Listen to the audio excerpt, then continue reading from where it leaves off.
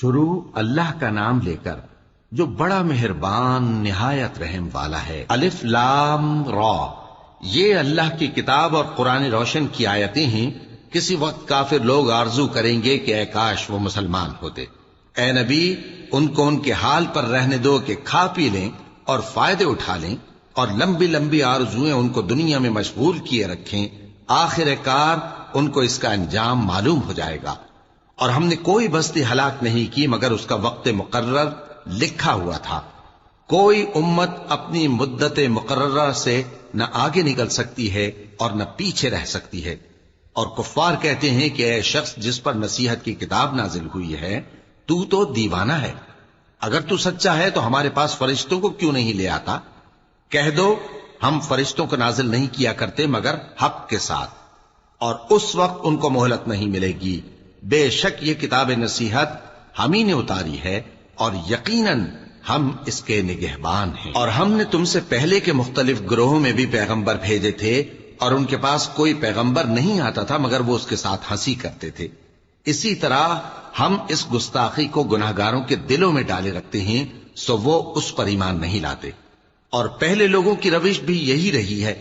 اور اگر ہم آسمان کا کوئی دروازہ ان پر کھول دیں اور وہ اس میں چڑھنے بھی لگیں تو بھی وہ یہی کہیں کہ ہماری آنکھیں باندھ دی گئی ہیں، بلکہ ہم پر جادو کر دیا گیا ہے۔ اور ہم نے آسمان میں برج بنائے ہیں اور دیکھنے والوں کے لیے اس کو سجا دیا ہے، اور ہر شیطان مردود سے اسے محفوظ کر دیا ہے۔ ہاں، اگر کوئی چوری سے سننا چاہے تو ایک روشن انگارہ اس کے پیچھے لپکتا ہے۔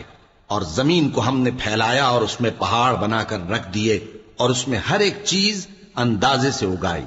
اور ہم نے تمہارے لیے اور ان لوگوں کے لیے جن کو تم روزی نہیں دیتے اس میں معاش کے سامان پیدا کیے، اور ہمارے ہاں ہر چیز کے خزانے ہیں، اور ہم اس کو بمقدار مناسب اتارتے رہتے ہیں۔ اور ہم ہوائیں چلاتے ہیں جو پانی سے بھری ہوئی ہوتی ہیں، سو ہم آسمان سے مے برساتے ہیں، پھر ہم تم کو اس کا پانی پلاتے ہیں، اور تم تو اس کا خزانہ نہیں رکھتے۔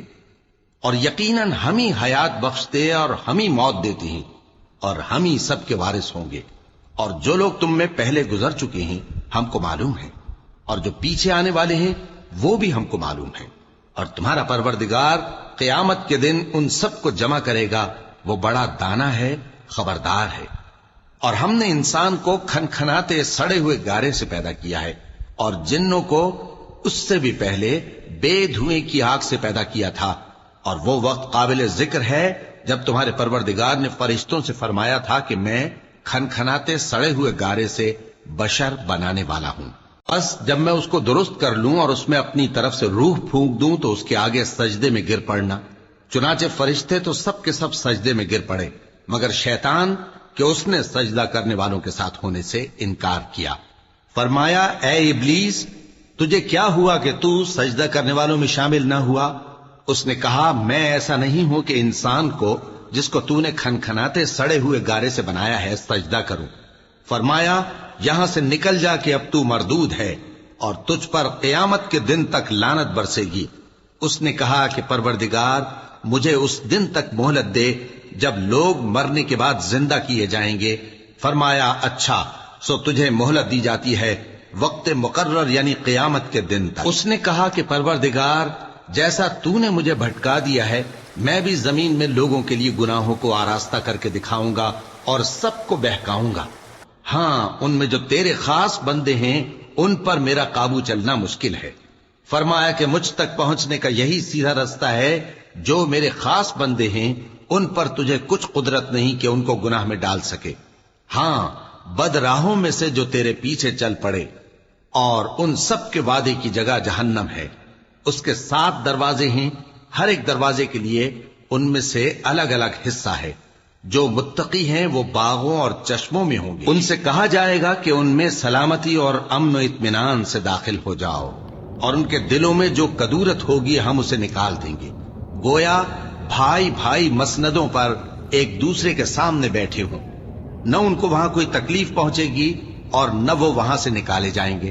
اے پیغمبر میرے بندوں کو بتا دو کہ میں بڑا بخشنے والا ہوں، بڑا مہربان ہوں، اور یہ کہ میرا عذاب بھی درد دینے والا عذاب ہے۔ اور ان کو ابراہیم کے مہمانوں کا احوال سنا دو۔ جب وہ ابراہیم کے پاس آئے تو سلام کہا۔ انہوں نے کہا کہ ہمیں تو تم سے ڈر لگتا ہے۔ مہمانوں نے کہا کہ ڈریے نہیں، ہم آپ کو ایک دانشمند لڑکے کی خوشخبری دیتے ہیں۔ وہ بولے کہ جب مجھے بڑھاپے نے آ پکڑا تو تم خوشخبری دینے لگے، اب کاہے کی خوشخبری دیتے ہو؟ انہوں نے کہا کہ ہم آپ کو سچی خوشخبری دیتے ہیں، سو آپ مایوس نہ ہوں۔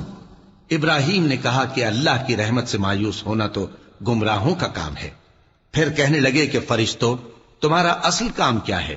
انہوں نے کہا کہ ہم ایک گناہگار قوم کی طرف بھیجے گئے ہیں کہ اس کو عذاب کریں، مگر لوط کے گھر والے کہ ان سب کو ہم بچا لیں گے، البتہ ان کی بیوی کہ اس کے لیے ہم نے ٹھہرا دیا ہے کہ وہ پیچھے رہ جائے گی۔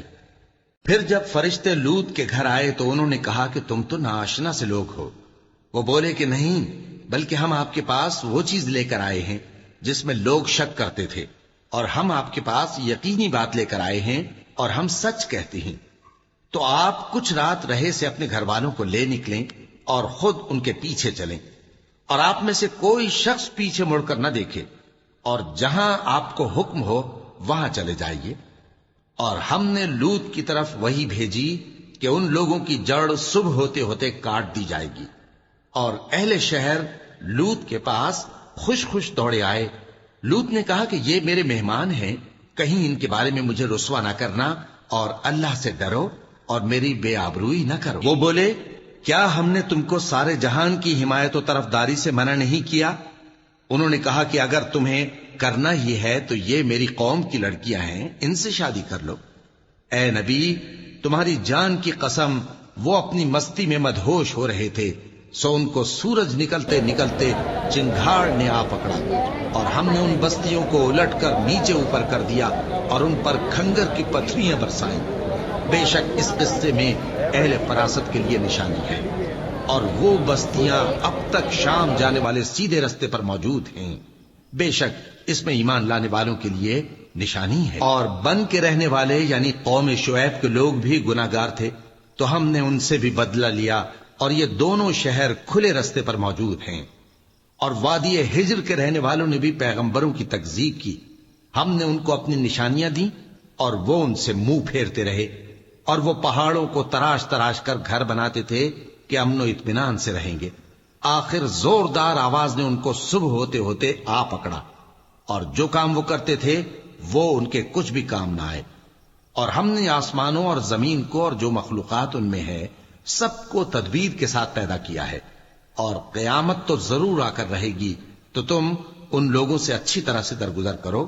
کچھ شک نہیں کہ تمہارا پروردگار ہی سب کچھ پیدا کرنے والا ہے، جاننے والا ہے۔ اور ہم نے تم کو 7 آیتیں جو نماز میں دہرا کر پڑھی جاتی ہیں، یعنی سورہ الحمد اور عظمت والا کلام عطا فرمایا ہے۔